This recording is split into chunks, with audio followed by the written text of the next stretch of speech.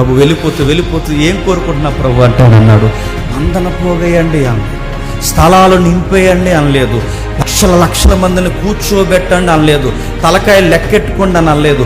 మాది పెద్ద సంఘము, మాకు 1000 మంది వస్తారు, మాకు 3 వర్షిప్లు 4 వర్షిప్లు డే బై డే కాకుండా 1 డేలోనే అవర్ బై అవర్ అంటే గంటల వ్యవధిలోనే మాకు వర్షిప్ జరుగుతుంది ఇలా చెప్పుకొని సంఖ్యను చూపించుకుని ఫోటోలు తీసుకుని ఫేస్బుక్లో పెట్టుకునే ఈ మినిస్ట్రీలు మనకు అప్పగించలేదు. మనకు అప్పగించింది చెప్పిన 2 ముగ్గురిని అప్పగించిన ఆ 2 ముగ్గురికి చెప్పండి వాక్యం.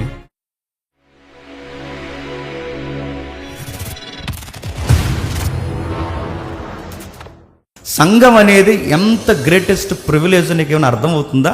నువ్వు సంఘానికి ఎందుకు వస్తున్నావు? ఏదో బయట సాక్ష్యాలు ఉన్నా, బయట ఏమనంటే జీసస్ని ఎందుకు నమ్ముకున్నావు అంటే ఇంట్లో ఎలకలు ఎక్కువైపోయినాయి అని నమ్ముకున్నారండి. ఇంట్లో ఎలకలు ఎక్కువైపోతే నమ్ముకోవడం ఏంటి అని అడిగితే చెప్తుంది, జీసస్ నమ్ముకున్న తర్వాత మా ఇంట్లో ఎలకలు ఎక్కువైపోయినాయి, దానివల్ల నేను చాలా ప్రాబ్లంగా ఉన్నప్పుడు జీసస్ నా ప్రేయర్ విని 3 పిల్లలు పంపించాడంట. పిచ్చెక్కిపోద్దని నాకు అలాంటివి చూసినప్పుడల్లా అదే టెస్ట్ మనీ అండి. ఎలకల కోసం యేసుప్రభువుని నమ్మడం ఏంటండి? పిల్లుల కోసం యేసుక్రీస్తుని నమ్మడం. మనకు గ్రేట్ కమాండ్ ఉంది, మనకు విలువైన బాధ్యత ఉంది. ఆ బాధ్యత కొరకు మనం యేసుప్రభువుని నమ్మాలని బైబిల్ చెప్తుంటే అసలు ఆ బాధ్యత ఉందన్న సంగతి ఎక్కడుంది? అసలు సంఘాలకు తెలుసా? నేను చెప్పిన మాటలు మీరు జ్ఞాపకం చేసుకోండి. సంఘంలో కొన్ని టీమ్స్ ఉంటాయి, మీరు చూడండి. చర్చిలో ప్రెసిడెంట్స్ అనే టీమ్స్ ఉంటాయి ఉండవు. సంఘంలో ప్రెసిడెంట్స్ ఉంటారు, ట్రెజరీ మెంబర్స్ ఉంటారు, వర్షిప్ లీడర్స్ ఉంటారు, సండే స్కూల్ టీచర్స్ ఉంటారు, యూత్ లీడర్స్ ఉంటారు, ఇంకా చెప్పండి ఫైర్ టీమ్స్ ఉంటారు, అందరు ఉంటారు. కానీ ఒకరు ఉండరు, డిసేబుల్స్ ఉంటారు, శిష్యులు ఉండరు. మరి ఎవరు ఉంటారయ్య అంటే వర్షిప్ చేసే వాళ్ళు ఉంటారు, మందగా నిలబడతారు, ప్రెసిడెంట్స్ ఉంటారు, ఎల్డర్స్ ఉంటారు, వర్షిప్ లీడర్స్ ఉంటారు, ఇంకా చెప్పండి సండే స్కూల్ టీచర్లు ఉంటారు, యూత్ లీడర్స్ ఉంటారు, ట్రెజరీ మెంబర్స్ ఉంటారు. మరి నెక్స్ట్ శిష్యులేరి? జేమ్స్ ఉన్నంతకాలం జేమ్స్ చెప్తాడు, జేమ్స్ పోతే మరో జేమ్స్ ఏడి? సురేష్ ఉన్నంతకాలం సురేష్ చెప్తాడు, సురేష్ పోతే తర్వాత ఏరి?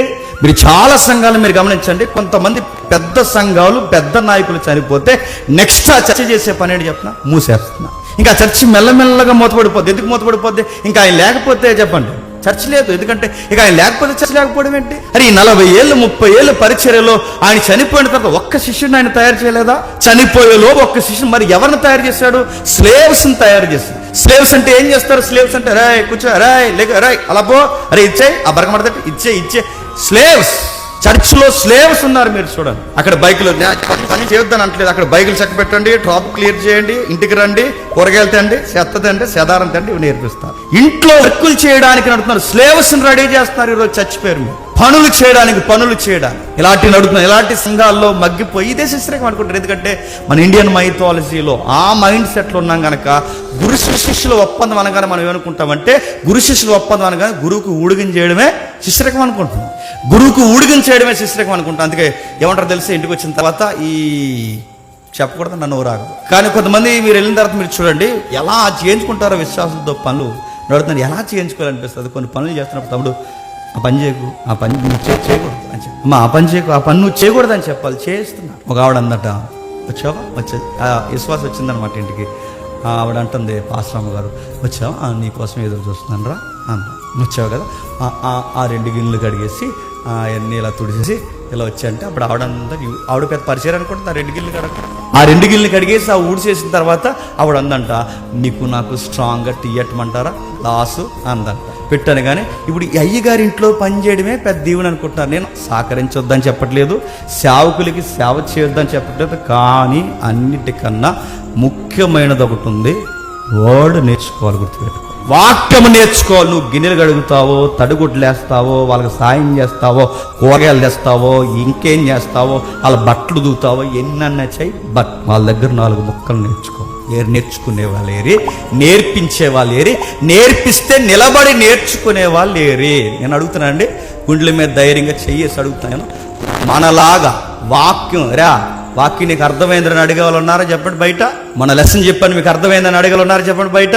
ఎలా ఉంటుందో తెలుసా? వచ్చారా ఇచ్చారా వెళ్ళండి అంటారా అంతే. వాక్యం అర్థమైందని అడిగేవాళ్ళు ఉన్నారు చూడండి బయట, ఎక్కడ మీకు కనిపించరు. కానీ గుర్తుపట్టండి, గమనించండి, వాక్యం నేర్చుకోవడానికి సంఘానికి రావాలి, శిష్యరికాన్ని తయారు చేయాలి. అందుకే సంఘంలో ట్రెజరీ మెంబర్స్ ఉన్నారు, వర్షిప్ లీడర్స్ ఉన్నారు, సండే స్కూల్ టీచర్స్ ఉన్నారు, యూత్ లీడర్స్ ఉన్నారు, రకరకాల టీం మెంబర్స్ ఉన్నారు. ఇప్పుడు కొత్త పథకాలు కూడా వచ్చాయి, ఎందరో ఉన్నారు, కానీ శిష్యులు లేరు. శిష్యులు తయారవ్వాలి. మీరు గ్రేట్ మినిస్ట్రీలు ఏమన్నా మీరు గమనించండి. మోజెస్ మినిస్ట్రీ మీరు చూడండి.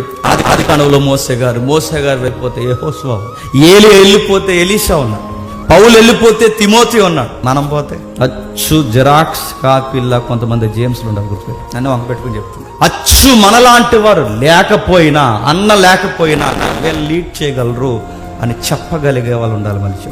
ప్రభు వెళ్ళిపోతూ ఏం కోరుకుంటున్నా ప్రభు అంటే అన్నాడు, మందన పోగేయండి అనలేదు, స్థలాలు నింపేయండి అనలేదు, లక్షల మందిని కూర్చోబెట్టండి అనలేదు, తలకాయలు లెక్కెట్టుకోండి అని అనలేదు.